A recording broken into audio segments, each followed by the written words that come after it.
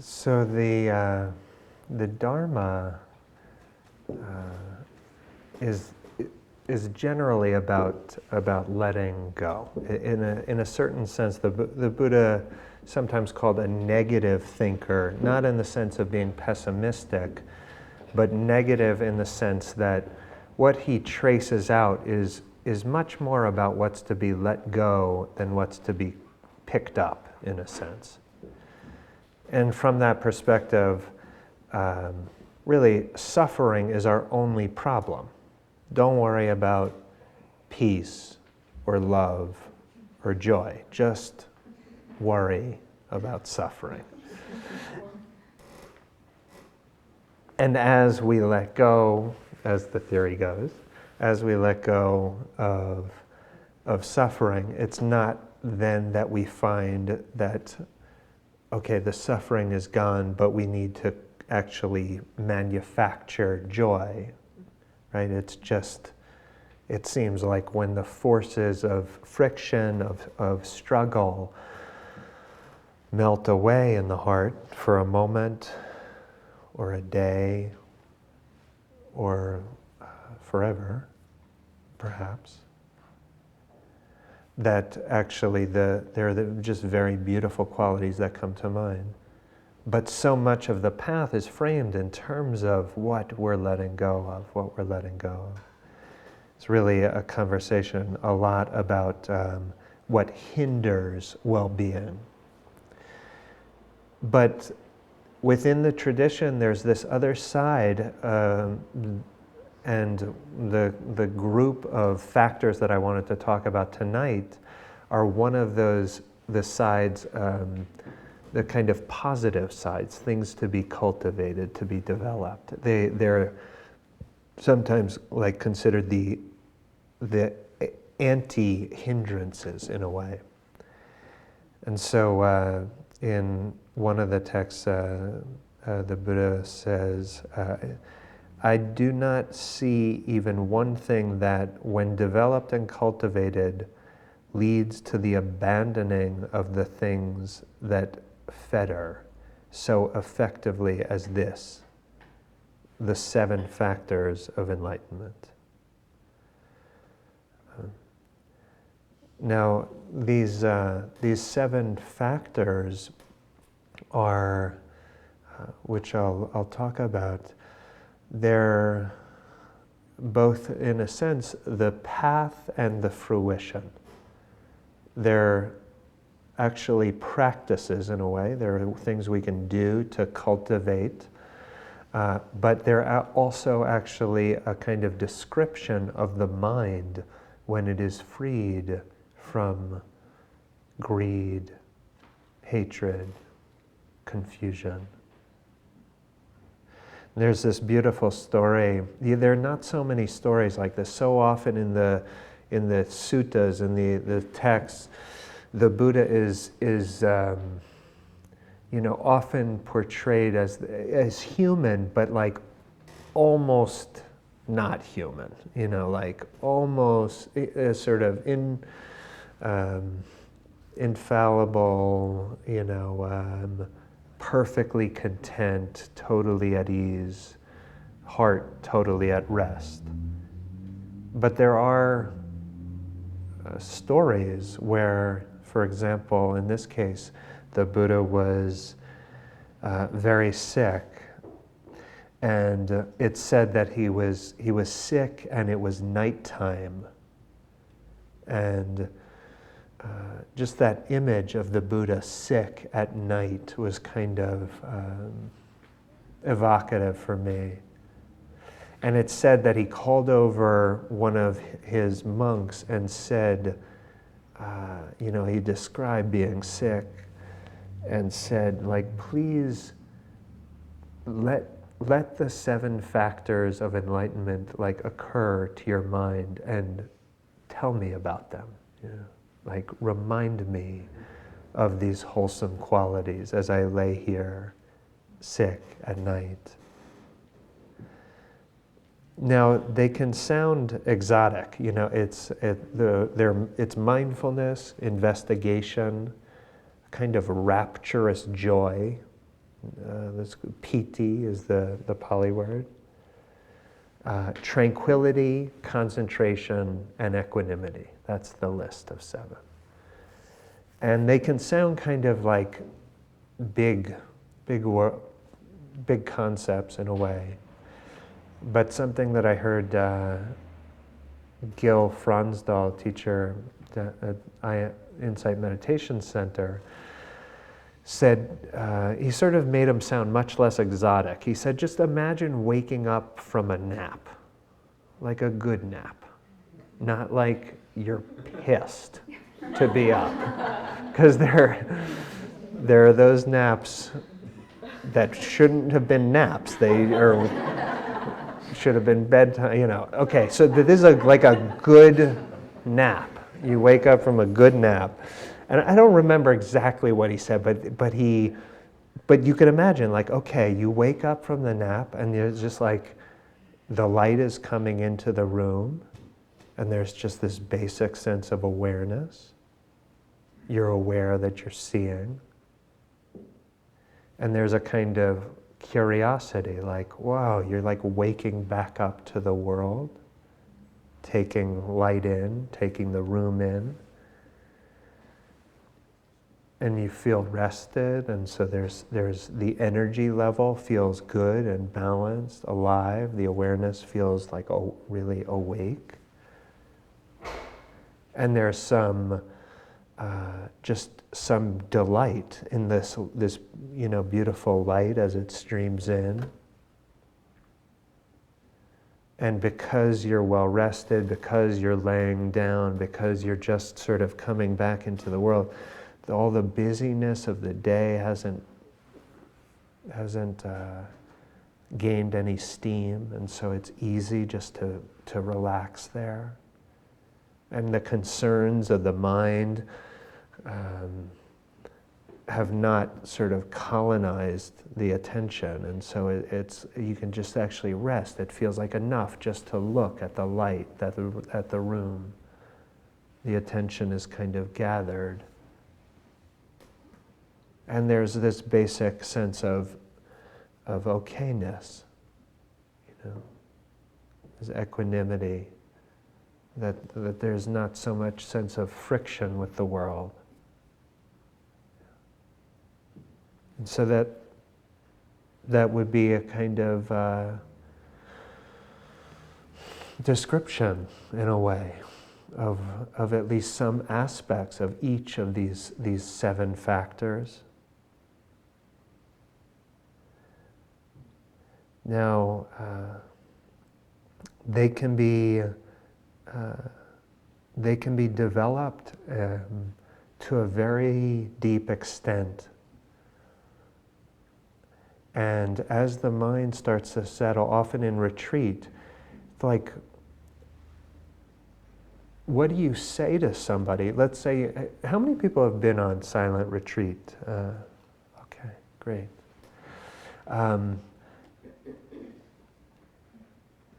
As a teacher, like if somebody comes into, and on these retreats, they're often practice discussions or meetings, they sometimes get called interviews. And in those interviews, sometimes, it's very clear what the agenda is if the person comes in and they describe a lot of struggle or suffering. Yeah? But sometimes people come in and they say, nothing's wrong. So what does the teacher say then? Good? Sometimes we try to dig up a problem, like that's deeper, like, okay, you're good, bud. No, sometimes we just say, good, great, keep going. But sometimes you actually can use the 7 factors as a way of investigating one's own mind state. And so when the mind starts to become a bit balanced and there's less and less suffering, one of the ways that teachers will sometimes ask people to look is to look at the balance of these 7 factors. Yeah? And sometimes it can be very revealing to see that there might be a lot of mindfulness and investigation and energy and tranquility, but not much concentration, right? Or a lot of many of the others, but no tranquility or no joy, you know? It's like everything else is like cranking along, but like zero joy, right?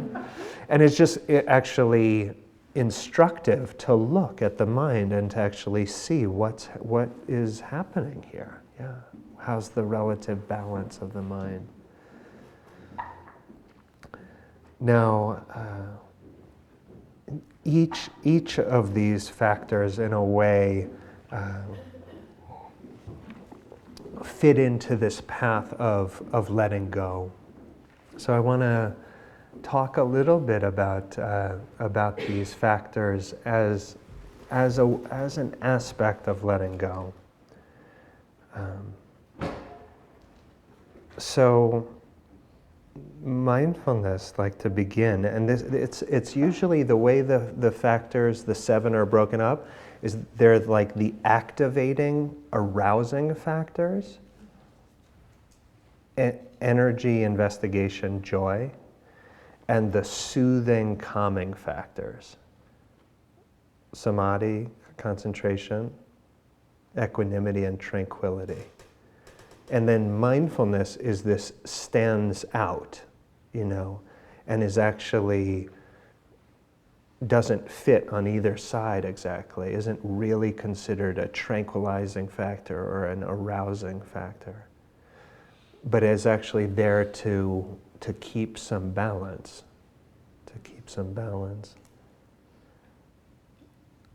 Now, awareness, mindfulness,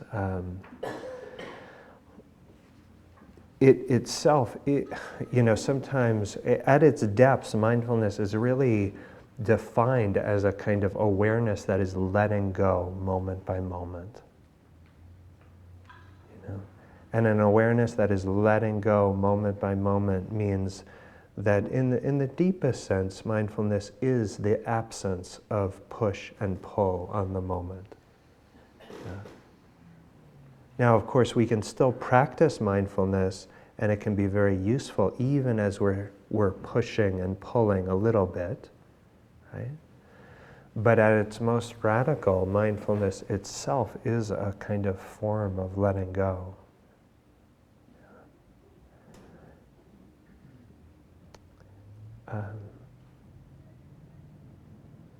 This becomes more and more of a refuge, in the sense that even when there is suffering, if there is an awareness of it, there is something more than just suffering. Now that doesn't sound like much of a consolation, you know, like, but it becomes more and more so, more and more of a consolation.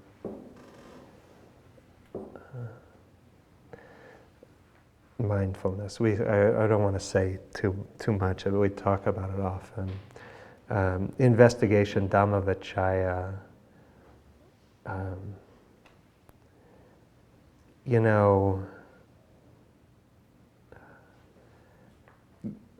yeah, I think it's fair to say that curiosity is really kind of like the lifeblood of this practice. You know?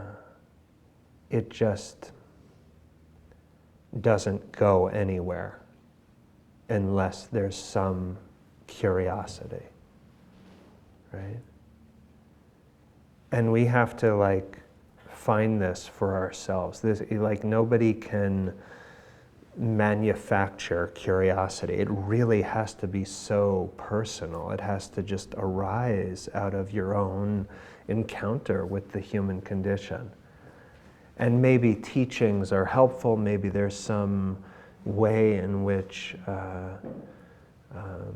something that's said like gets you to look. As we started the class, I was saying about like developing a confidence in looking.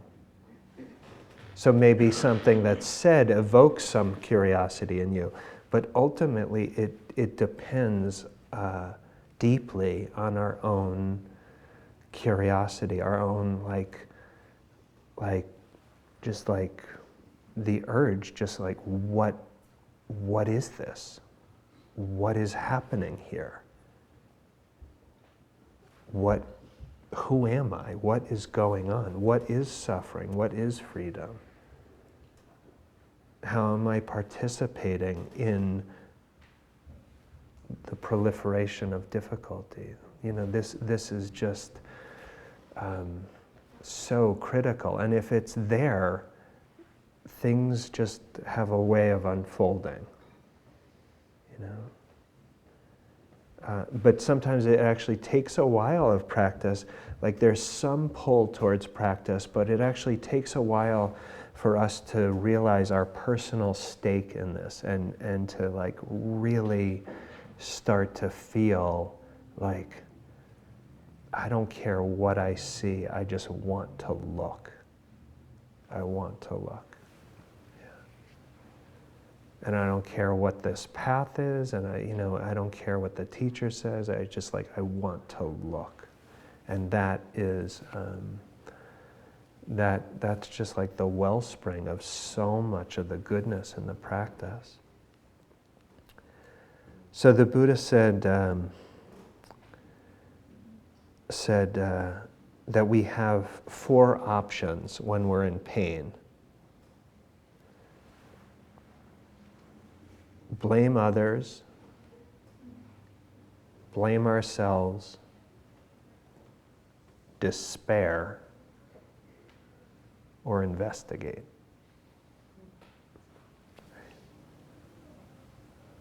You know the answer is D.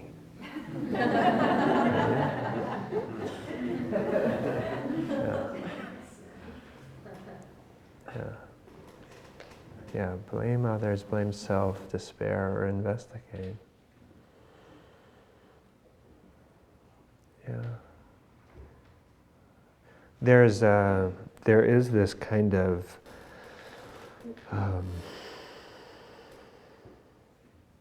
a confidence that starts to gather over the course of practice, where you just if you look more deeply, there's something there for you. You don't know what, you don't know if it's going to be, what kind of news it'll be or whatever, but it's just like, there's something there. And there's a kind of trust that this act of investigation, this act of looking, somehow is related to love.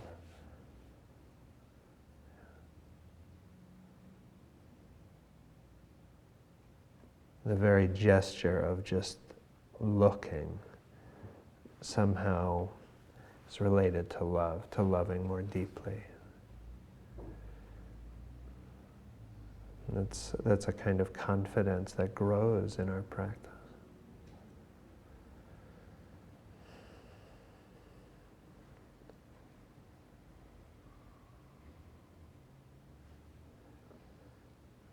So offer this for your reflection, and as always, it goes without saying, so I don't usually say it, but the encouragement with these teachings is really to pick up what is feels like it might be useful, and to leave the rest behind.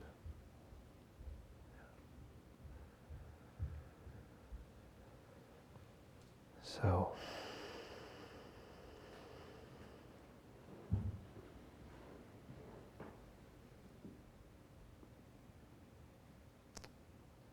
Thank you. It seems to me We do have to stop in a moment, but go ahead. Last closing comment, Norm.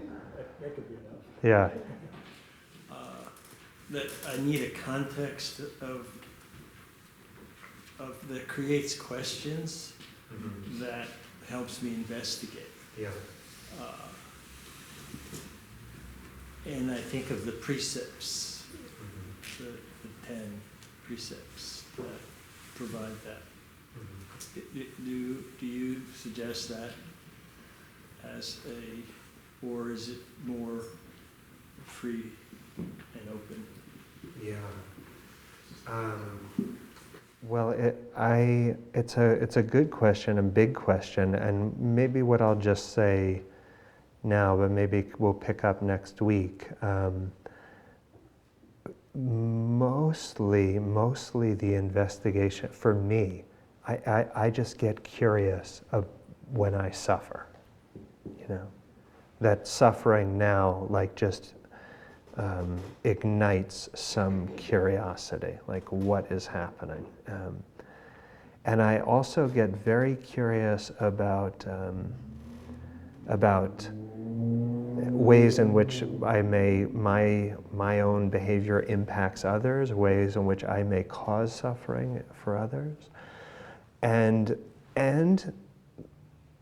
there's a lot of curiosity about the way in which my view of myself does or does not correspond to the views others have of me. And at some level, I think of like mental health as like a convergence between self-understanding and how others around us understand us. And so I get really curious in that sense about like basically taking feedback in a sense, even if it's not feedback in a formal like, Matthew, I need to tell you, like, it's just like subtle kind of feedback. I try to learn from that. Yeah. Okay. So, thank you.